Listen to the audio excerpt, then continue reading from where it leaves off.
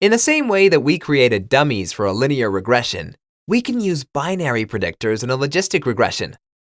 Let's load the 2.02 binary predictors CSV file and see what we have there.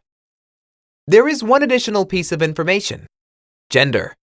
We've got two genders, male and female. I'll quickly map the variables in the known way. Note that female is 1, male is 0. So, male is the baseline or the reference group in statistical lingo. Since there is nothing new here, we can carry on by creating the regression and get the summary. The model is significant, and the gender variable is significant too. The only thing left is to interpret it. The model is log of odds equals minus 0.64 plus 2.08 times gender. Using the same idea as in the last lesson, we can take two equations. Log of odds 2 equals minus 0.64 plus 2.08 times gender 2. Log of odds 1 equals minus 0.64 plus 2.08 times gender 1. Log of odds 2 divided by odds 1 equals 2.08 times gender 2 minus gender 1 in brackets. Now, gender has only two possible values, 1 and 0.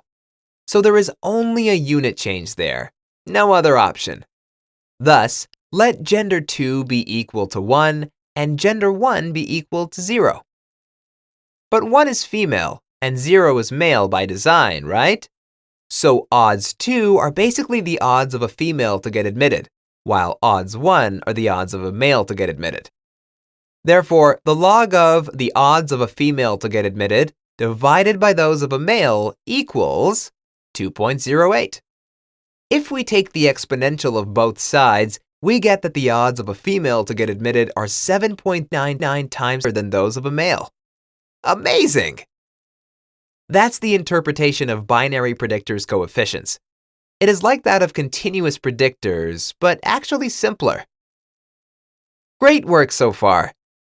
Now, we do know that there was a strong relationship between the SAT score and admittance, right? Let's create a new regression, including both predictors. I'll just change my x1 to take both SAT score and gender from the data frame and execute everything until the end. What we get is a regression, which has a much higher log likelihood, meaning it is a better one. And it makes sense, SAT was an outstanding predictor.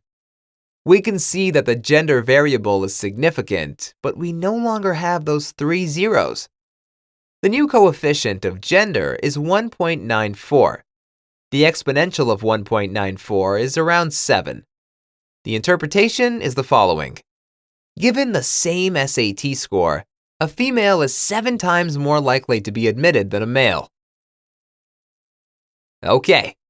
All this is pretty neat, but we must always think about the information that is revealed to us through these methods. It seems that in this particular university or in this particular degree, it is much easier for females to enter.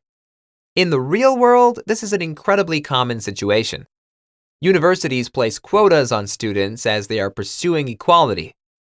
However, professions like communications are predominantly female, while STEM predominantly male. Therefore, if a man applies for communications, his odds of entering may be 10 times higher than those of a female, and vice versa. When a female applies to STEM, it will be much easier for her to get admitted than a male with the same SAT score.